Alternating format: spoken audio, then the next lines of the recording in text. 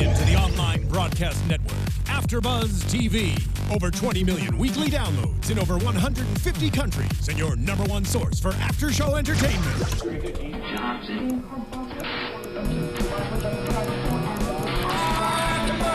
AFTERBUZZ TV, the destination for TV superfans. Producing aftershows for over 300 of your favorite TV shows, interviewing celebrities and showrunners, and bringing you behind-the-scenes exclusives. All thanks to E! Entertainment's Maria Menounos, producer Kevin Undergaro, and internet leader Akamai. Now, let the buzz begin! Hello. It's the Flash After Show on AfterBuzz TV. This is season 3, episode. Wait, no, it's season 2. I'm just so excited. We're almost at season 3. It's okay. Almost there. So season 2, episode 12. We're talking about Fastlane tonight. And can someone tell me why we're starting with this song? Because all the broken hearts in the world still beat. Oh, that's beautiful, Roxy. Thank you. When he said that, I was like, wait a second. Pause. Like, Ingrid Michaelson still beat? Like, So this is from the intro voiceover that Barry Allen said. I can't believe they pulled this move. Adorable. I'm obsessed with this song. I love too that you knew instantaneously. I know. It's like a lipo. I made you guys go back. I was like, wait, one more time? Wait, no. I love it. Good ear, good ear. Guys, let's do some intros. Roxy, you're going to be on social media all night checking for tweets. Tell us about that and your name, please. Yeah, I am checking for tweets at #ABTVFlash, and I'm also on the live chat on YouTube. You guys can always join us at 9 o'clock on Tuesdays live in our YouTube, where Tauri and I will be looking at what you guys have to say. I'm Roxy Striar, and you can find me everywhere at Roxy Striar. And as she said, I'm Tauri, and you can find me at Tauri J, TAURIJAY. Hey, I'm Michael Andrew. You can find me on Twitter at Michael_Drew, Michael EAL. Awesome, and I'm Jeffrey Masters. I tweet from Jeff Masters 1. You can tweet during the show ABTV Flash. You can also leave a comment on iTunes, on YouTube. You can subscribe at all those places, and we'll preemptively say thank you for all your nice reviews. And if you don't want to leave a nice one, it's okay, boo. Everyone's wrong sometimes. Yeah. It's true. Bring the hate. Including Iris tonight. What? Sore subject. I was thinking of her too. Throwing shade early, sorry. She did get to that point, but they started out, it was such a nice family dinner scene. I wanted to believe that it was like going in a nice place. Mm-hmm. They're sharing pizza, they're breaking bread. It was in a very nice place. She just took it in a far left. Like, she was so aggressive. Yeah, 100% out of love. So I agree. respect her sibling bond here and like that need to just protect your brother, because I feel that same way. But at the same time, you haven't been in this life for a really long time, and for me, that would be off-putting if I was Wally. Oh, yeah. Horribly so. Yeah. I 100% agree. She's trying to get to know this person. She is trying to like welcome him into her life, and by being that like bossy and telling someone what to do is not a way to win them over. Yeah, she was tough on both of them. She was very tough on her father too. Like, she was just like balls to the wall. Yeah, I wrote that she was dad shaming in the whole episode. That's a good dad shaming. Yeah, she was really just going in. Yeah.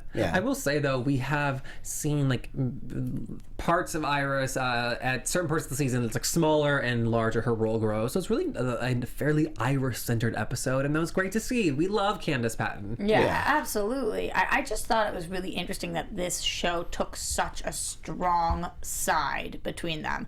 Like, they were obviously on Iris's side. The Flash was. And I feel like a lot of times we see two different sides, and half of the panel will be like, ooh, we totally agree with Iris, and the other half will be like, ooh, we agree with Joe, and that's because they are doing that to us on purpose. Mm-hmm. I feel like this time the show was like pushing Iris's side down our throat, and was saying like Joe just hadn't caught up to that yet because he wasn't being who he was, which I think that Joe was doing something respectful.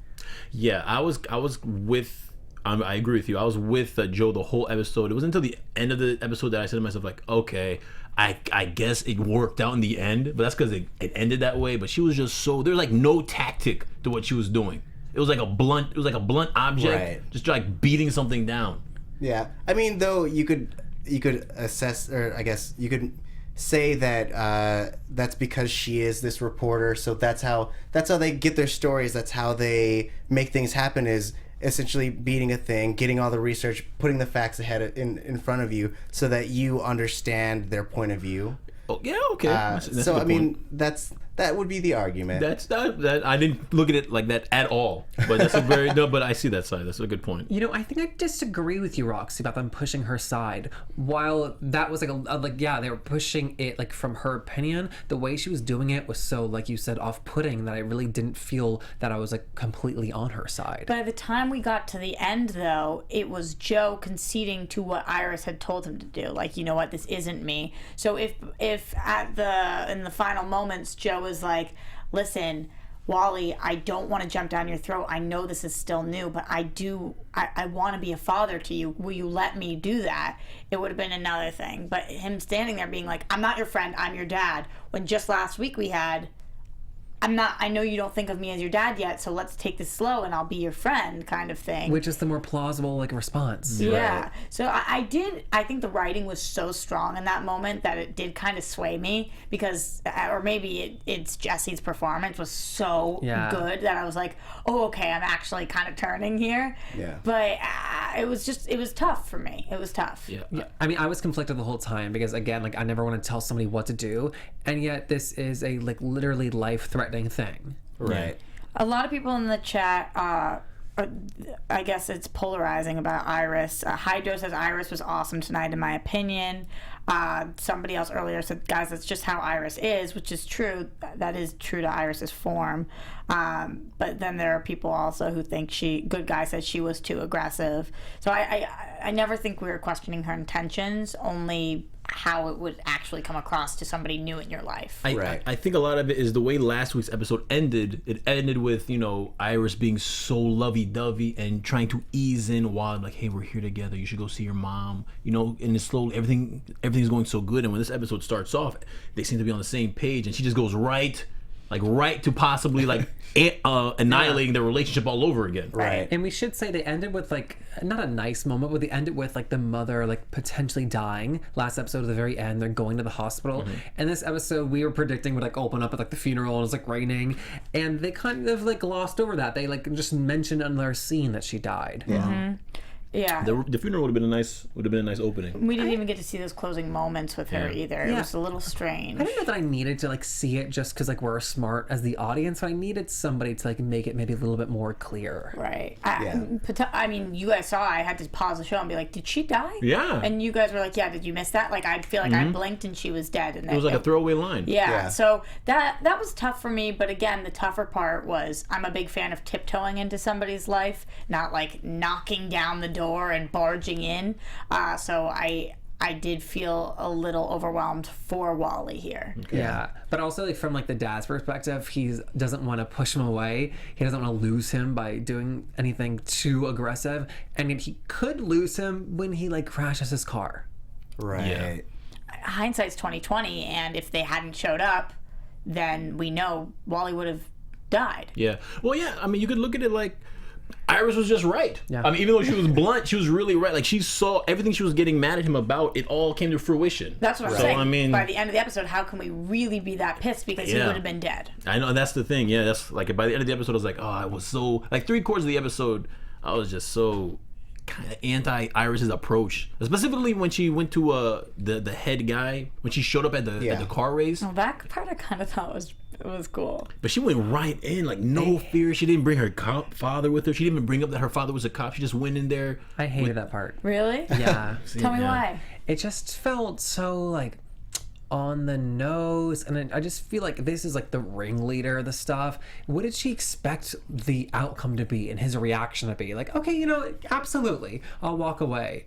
And it just felt like too bold and too quick and too like ugh. I mean, I kind of piggybacking off of that, I felt like there were other tactics that she could have used. Yeah. In that, like, we know that this guy has a record. She could have just led the police to him with all the myriad of information that she had. That way, one, she could keep her hands clean, but she felt like she had to do it herself, which I thought was a little weird. I mean, it allowed her to have a really good scene, which we don't really have with Iris very much. So I appreciated that, but I also thought that it could have been done a different way. It's so interesting because that was my favorite of Iris's decisions Really? in tonight's episode.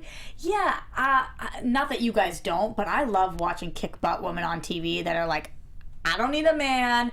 I don't need to get the cops. I don't need to call a lawyer. I'm going to deal with this myself. And she was tonight, I felt like she was a strong woman in that moment who was not afraid to walk into somebody, maybe stupid a little bit. I'm not saying that it's the smartest decision, but I don't know. I feel like this really is showing us that she is an independent player and not just a part of the Scooby Gang. Yeah. Yeah, and I love seeing that side of her, and I want to see more of that side of her, but there's like a safety issue for a beautiful young female to go to like this gang boss's like office. And it's a comic book. It threw me back to the comic book of like the gang with the boss with his like feet on the desk and he's smoking a cigar. Yeah. Right. Again, the episode was on Iris's side tonight. So if it hadn't been, things could have gone very wrong. Number one, her brother could have ended up dead. Number two, she could have gone to this guy's place and, as he said, it could have ended up in aggravated assault. Right. If not worse than that. So a lot of things could have not gone in Iris's favor that did.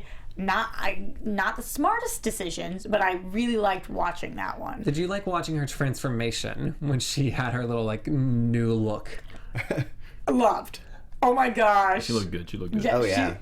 She had the blue hair in the back. She looked hot. She definitely. did. She was fun. I don't want to see Iris like that all the time because I think she's a very respectful woman, like a respectable woman. Right. And She had the coochie cutters on. It's classy. yeah. The short I'm shorts. not gonna lie, I Oh. own those shorts for sure. Me too.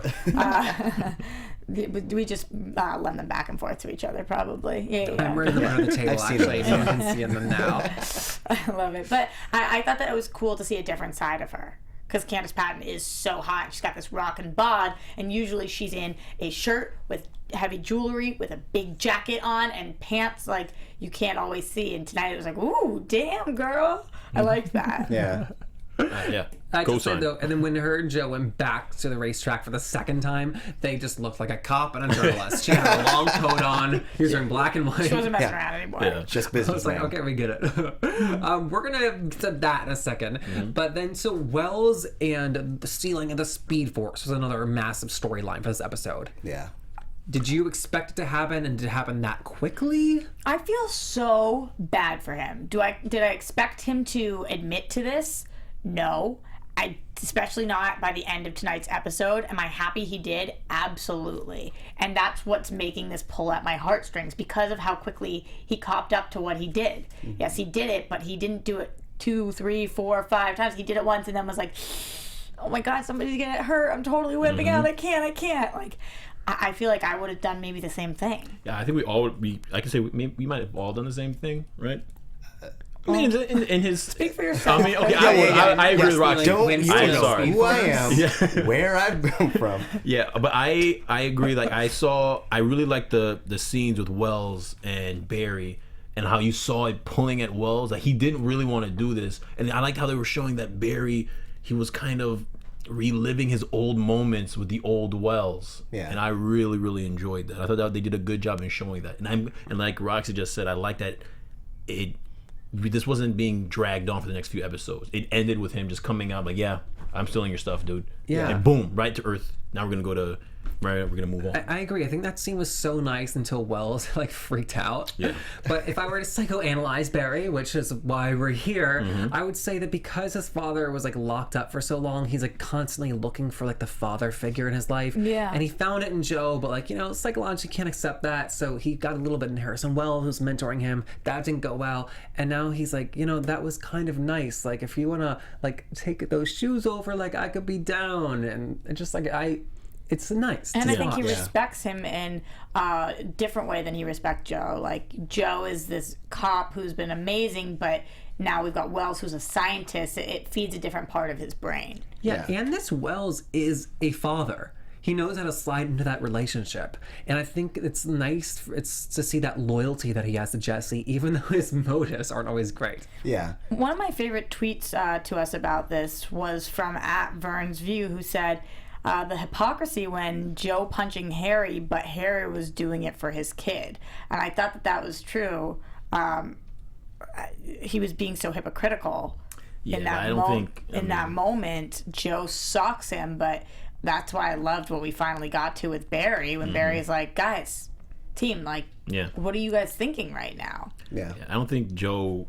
I think Joe was acting like a father for Barry. And, you know, fathers, when it comes to passion and love, like real fathers anyway, they're not very logical.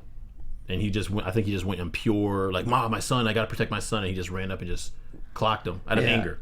But you've done a lot of talking. What do you think, Tauri? I was just going to say, like, we also know that Joe, essentially, he will go very far when it comes to Iris and her safety. And, like, you would imagine that he blames Wells in that moment for what happened to Iris as well. So, essentially, because, I mean, even when she was threatened by the Reverse Flash and Marsden? Yep. Weather Wizard. He was ready to kill people. And so I think that, like, that was just classic Joe, kicking butt and taking names. But... classic Joe. Classic Joe. Cup of Joe. I think that maybe that was one of my favorite responses and reactions in the show. Because he comes out and tells him, yo, I stole some of your Speed Force.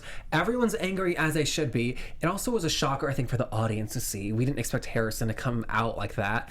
And then just to have Joe punch him just felt like an appropriate response. Yeah. I wanted someone to make a bold move because they were just kind of like talking about it, but they weren't asking the questions I wanted, which are like, how can I get my power back? Yeah. That was my exact problem with it. Joe's response was punching him right as he said, like, this is only one time, and I copped up to it. Instead of saying, why did you do this? Yeah. What's been your contact? Anything. He punches him, and I was thinking, be smarter than that in this moment. Then we throw him in the frickin' pipeline Without asking. and we leave him. And I'm like, I know we are in a rush to get Tar Pit, but guys, we've got some serious questions to ask. Like, maybe two of you can stick around and talk to him? No? Yeah, I thought that he was going to, like, tell a half-truth and say that he was just testing it so that he could use it on Zoom, which would have kind of helped him save face. But at the same time, like, it would have, I guess, destroyed his arc this episode. So I'm glad he didn't do that, but that was my initial thought. We have two things in the chat about Joe. Air Jordan says Joe is trigger happy, and Good Guy says Joe was knocking people out left and right all night tonight. Do you think that they're foreshadowing at a bigger problem, maybe, that Joe is starting to be very aggressive? Or do you think that just tonight, with everything going on, he was ready to punch some people? I think it's like what Tauri said earlier, like it's when he's protecting his like flock.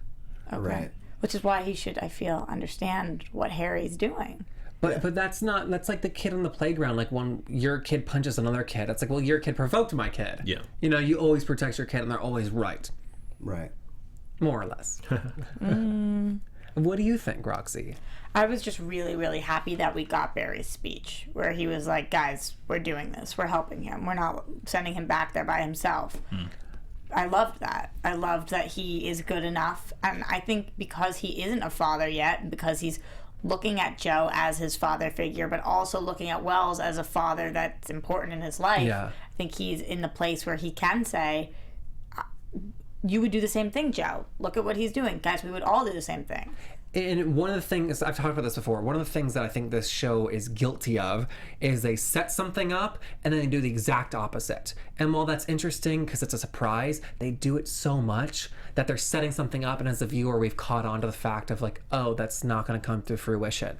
And so when they set up Wells and he confessed and this, and then Barry came over and said, we're going to help you, I actually did not see that coming at all. And so that's why that was like one of the most exciting parts for me, because I didn't expect it.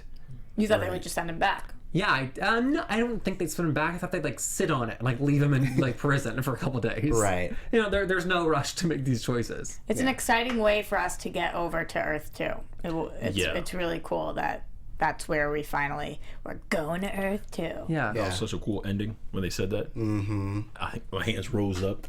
Well, I mean, taking notes, I was like, is this going to send them to Earth 2? And then they're like, we're going to Earth 2. And I was like, oh my God. What are the chances that Jessie isn't going to make it by the end of the season? I think that she's gonna make it, because I feel like this Harrison Wells is going to have a happy ending, because we have Earth 1's Harrison Wells who had the worst ending. The worst. And I think that I was talking about arcs earlier. I think that his arc really needs to end with him in a good place, working towards making Earth 2 a better place. Yep. Yeah. Really? Well said. I think not only just that, but another part of my favorite, the speech from Barry was when he said, not only his daughter, but there's a whole Earth. There's a whole Earth of people. Yeah. So it's not just Wells that I want a happy ending for, but all of Earth too. Like, we can't just be okay with Zoom being unleashed on Earth too, and Barry being a hero, but being like, all right, whatever, I'm only a hero on E1, like, go take over. That wouldn't be very heroic. Yeah. I always kind of assumed that Wells would not survive this season. Really? Yeah, I thought it'd be another season finale where Harrison Wells dies, to be honest. A repeat. And I thought that, like, the daughter would always survive, but just in, like, the land of the hero's journey in Campbell, like, I feel like he's fulfilling the mentor position each season so far. And I think he'll die. I'm not ready for him to leave. Really? Yeah, I don't he's too good. foresee how another season can happen with Harrison Wells. Like, the character. He's not really a mentor character in this one. He's more of an anti-hero in this season, which anti-heroes typically survive or they go out with noble sacrifice. But they also pull you into the journey. Right. Though I would say that Jay Garrick is more of the one really? who pulled him into the story, and he's also the call to action, dying. and we can use the words. Yeah. Really? Okay, I mean, there's not anyone that fits, like, the formula perfectly, but Right. bless you. Thank you. I originally thought it was Joe West, but Joe is, like, wonderful and supportive, but he's not, he's not bringing the call to action to him. Right. Sorry. No, I just want to say, I could agree with you and see how either Jay or Harrison, one of them sacrificed themselves to get Zoom in the end. I could see that. I think that Jay will have to survive to, like, go back to Earth 2 and, like, go save the world there. Okay. Another day, Actually, wow. Yvonne Soto says they can't kill off Tom Cavanaugh again. Yeah, he's really good. Yeah. I know, but his place in the world is on Earth 2, and I cannot see them pulling them out of Earth 2 for, like, another season. He's trapped here against his will, and he's a smart guy. He's not going to stand for that. Right. As long as his daughter's with him, I don't think he cares. If he gets her Oh. back and Jesse Quick comes over to E1. And she becomes her superhero. Yeah. I was Exactly. Liberty Bell, or is that her mom? No, Jesse Quick. Jesse Quick, yeah. That's the super name? Jesse Yeah. Chambers is Jesse Quick. Oh, yeah. is she Liberty Bell's daughter? in In the comic the books? comics. Yeah. Okay. Yeah. I don't know. I combined them by accident. What were you saying? I'm I was sorry. gonna jump on what you said. Maybe Jay passes away, Jesse gets powers, and Jesse becomes a new Flash for Earth 2. Why is why She is a Jay- speedster, right? She Yeah. becomes one. Yeah. Well, we need to get her fast, and we need to get Wally fast. Well, what I read from the other synopsis, we need Jay fast too. What I read from the other synopsis he'll is that die. when Barry and the gang goes over to Earth 2, that Jay's left and he has to save the day on Earth 1. And so they didn't say he gets his power back, but that would, like, make sense. That would be a good episode too. I would look forward to seeing. But you're right. We need to see Wally as a speedster. We know that now he's obsessed with speed after this episode. I love how they did that. Yeah. He's just like, I need it. It makes me happy. It brings me to my special place. I was like, Yeah. oh, okay. I see making a face. Speed. Roxy. Yeah, this is just a funny comment in the chat from Death Knight 717 who says, I love how everyone's first reaction to not liking a character is to kill them off. It's like the Salem witch trials all over again. Yeah, jeez. Like, some of my least favorite characters at first end up being my favorites, so I really hope that they don't kill them off. Right now, Jay is a little lame for me. We don't even see him that much. Damn, but Roxy. He's a little lame to me. I don't know how else to say it. He's a little boring. And so I'm not like, kill him off, but I'm not rooting for a big storyline. He could end up being one of my favorites down the line. I never know, I guess. I agree that he's boring, but I think that they might be holding back on him because something's going to happen more so later. Right. I mean, that's what I'm hoping for. If I'm being fairly critical, which I'm about to be, I would say that it's a combination of, like, not that much for him to do as a character in the writing, on top of, like, the actor playing, like, the whiny choices. Yeah. I also think it has to do with whatever is going on with Hunter Zolomon and what we're going to do over there. I think that they're definitely trying to have him fly under the radar so that when that turn happens, it is super unexpected. Yeah. I literally could go in 1,000 directions. Speaking of lame people, how do we rate Tar Pit? scary. I liked this story. I thought it was a good big bad of the week, and not so intimidating that I couldn't concentrate on the Zoom storyline still. So I liked Tar Pit. Yeah. I think he played. I mean, maybe I was expecting him to be more prominent throughout the episode, because it started off in a pretty, dramatic scene where you really felt bad for the character of Tar Pit. Yeah. You felt bad, like the way he was pleading for his life, and when they killed him. But then he just pretty much played the background to the entire episode, and I thought it would be a little more, I don't know, pertinent, or a little more in front of everybody. Yeah. But I agree with Roxy though. What do you think? Changed my mind. I mean, I agree with Micheal Drew. Thank you. Mostly because I feel like it's twofold in that his origin is season 1 origin, and also everyone he was killing, there's no attachment to them. It's just a group of thugs who or like goons that we already established were bad people. Mm-hmm. So it's not like he's running around killing innocents. It's just that he's a force of nature going after these people that somewhat involve our original storyline. So he was super in the background, and the way they thwarted him was also pretty quick, or like a little anticlimactic. I loved that his powers were growing over the course of the episode, though. Yeah. The way he looked in the end, Yeah. Yeah. that was crazy. And I liked Cisco's iPhone app, the Meta Tinder, Yeah. to track them down. But regarding your points about him being in the background of the episode and not being so prominent, I loved that. And I think because if this just becomes like a serial show where we're like defeating a villain each time, it just gets repetitive, and this just changed up the pace so much. And it allowed Iris to blossom into the girl that we've been wanting all the time. Yeah. Again, like if she's the end game for Barry Allen to get married to, we need to like fall in love with her. And this put her on that path. Yeah, I could see that. I just still need distance between them falling in love. So I'm like trying not to think too much about it yet, because I'm so strongly looking at them as siblings right now. Her becoming closer with Wally and seeing like what blood siblings are like, and Barry maybe like getting a little distance and looking at her romantically again might change my mind. Not that blood siblings are more siblings than not blood siblings. Right. I just mean like seeing a different relationship with her. Yeah. That might help, but whenever anybody talks about their romance, it like kind of freaks me out right now. I'm on the same boat. I hadn't thought about that with the dynamic of like accepting Wally into the family and just like making that such a strong family like core unit. They are really enhancing Barry and Iris's like siblingness as well.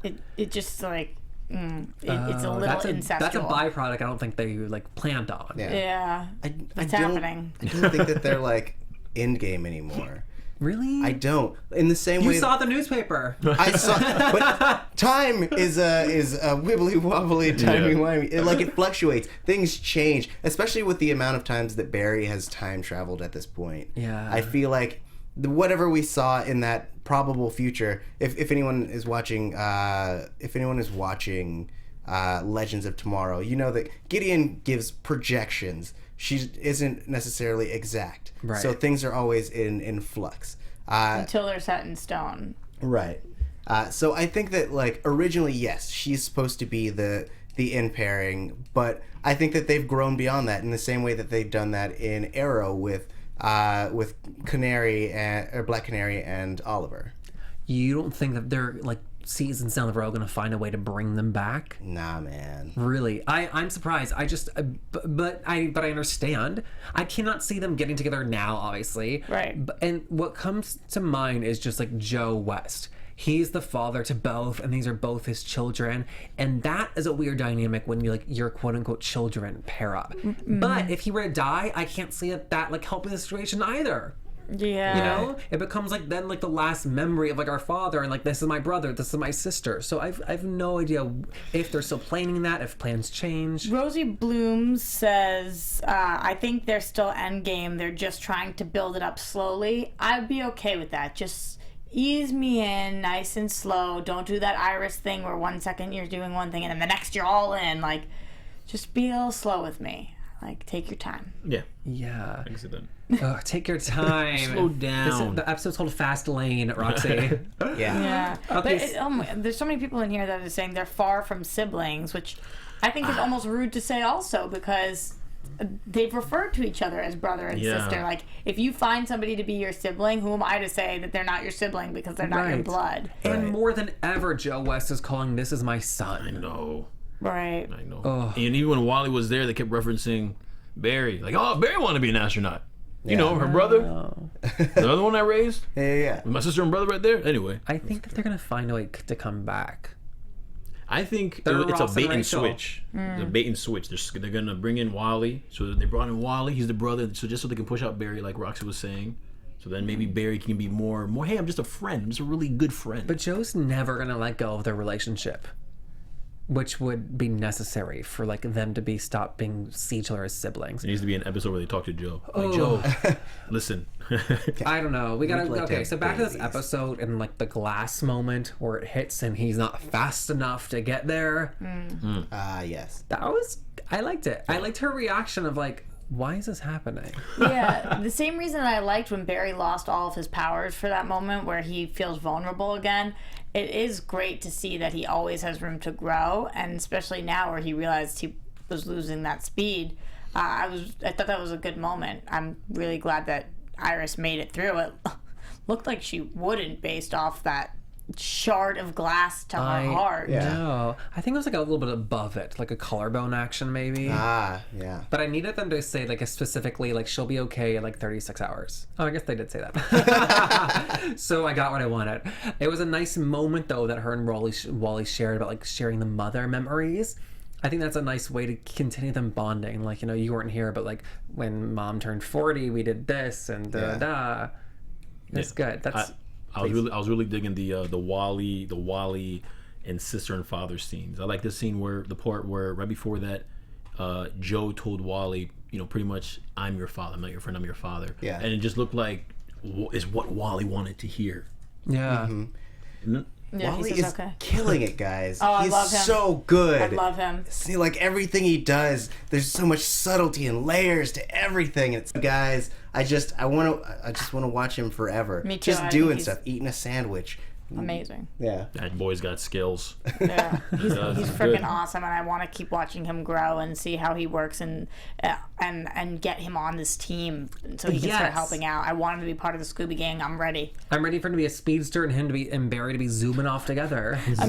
I'm a hypocrite myself though because I'm like, guys, let's go slow with Wally. Like, let's ease him into all of it, but let's get him in the Scooby Gang and tell him that we're the Flash. Like, I can't have it both ways. But I do want him part of the team. Absolutely. So the last thing we have to talk about is the fact that they closed one of the what's the bridge? Breach? Pearls? I said portals, but I I think guess it's breach. Yeah. One of the breaches. There's 51 to go.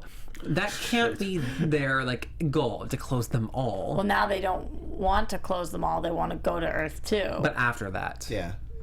Well, I would think that closing at least all of them, just where they only have at one. least all of them. So they can. I mean, at least the majority, so they can at least have one where they can bottleneck Zoom. Yeah. Yeah, I have a feeling that they're going to want to keep one open for season 3. No joke, that's really what I think. For future seasons. So I don't think we're going to completely close it, especially because the goal now isn't to get Zoom back over there and close it and keep him there. We're trying to kill Zoom and also get Wells home. Yeah. So we don't need to close all of them. At least one of them should stay open. Yeah. You're right. So for other seasons, can hop over and So we ask can this go to Harrison Gorilla Wells City. like what to do in Gorilla City. Yeah. Yes, Gorilla City. It just seems like a large undertaking to close 51. Yeah, I know. It's only episode 12, guys. I mean, not for a speedster though. I mean, he could do it all in a day. You build 51 of those things, he just goes throwing them out all over the place. Not if he keeps losing his speed like this. That's true. Not for somebody who can just send magnets into the sky. I was thinking about that too. I was thinking about the magnets too. Yeah. Just do some traption where they just all zoom up and just disappear into the place. Yeah. So we're going to Earth 2 next week, which is so exciting. Let's jump to some predictions. And now, your AFTERBUZZ TV predictions. So we saw that we're going to get to see Ronnie, we get to see Claire Frost finally, and also it answered my question about who is Earth 2 Barry Allen, and we saw him. He's Harry Potter. Yeah. Literally, I was like, oh my god. They're at Hogwarts. Yeah. Does anybody have any specific predictions they are dying to get off their chest? Selfie. I like that. I love that scene. Yeah. For next week, in general, just for like predictions. Anything you want to share, baby. No, just like the thing we do at the show at the end every week, predictions in general. Well, I'm gonna go with in general. I actually think that they're all. I think that Jay, Wally, and Jesse Quick are all going to end up being speedsters by the end of the season, and that's how they're going to defeat Zoom. Okay. That's what I'm going with. I'll piggyback off of that and say that I think that Wally specifically, now that he has encountered the Flash, is going to try to be like, that's what's going to inspire him to become the Flash, since he's already experienced going fast in the Flash's arms. Something to that effect. I think that in Earth 2, we're going to see a lot of really cool stuff, guys. Oh, cool. But I am really looking forward to them kind of exploring what Caitlin is on the other side. Because she's so timid in Earth 1 that I think that it'll be really shocking, and they're going to try to like save her and be like, this is who you are on our side. Something to that effect. Theoretically, would we be able to... Is Barry going to be able to get that 2% of his speed back over time? I would assume so. It sounded like they got it before the issues became permanent. I asked that because... Is there a way that we could try to take some of Barry's speed and cripple him for a little bit and give it to Wally if Wally has such a need for speed and we decide, like, okay, let's give you this gift? Would that be possible? I hope so. I can't foresee their like realistic scientist brains to want to do that. I mean, the only thing that... I mean, yeah, I would say that the only thing that would stop them is the fact that it does technically do damage to Barry. So it would be the equivalent of if someone needed a blood transfusion and you took more than you needed to. Or you essentially... They needed just a blood transfusion and you're like, we're going to take the marrow. You know, something like that. Got it. Okay.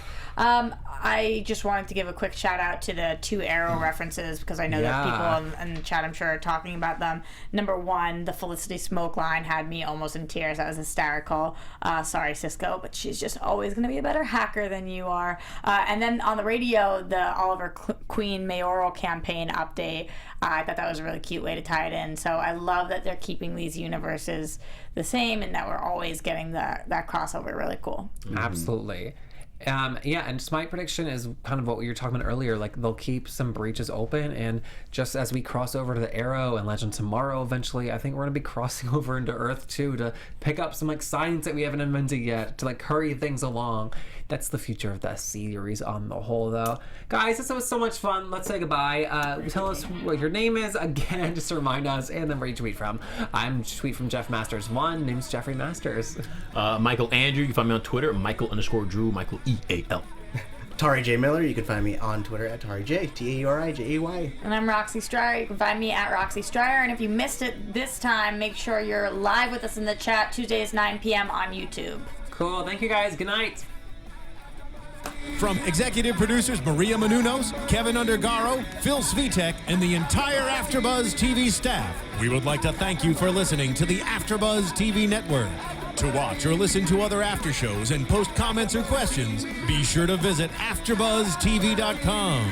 I'm Sir Richard Wentworth, and this has been a presentation of AfterBuzz TV. Buzz you later. The views expressed herein are those of the hosts only and do not necessarily reflect the views of AfterBuzz TV or its owners or principals.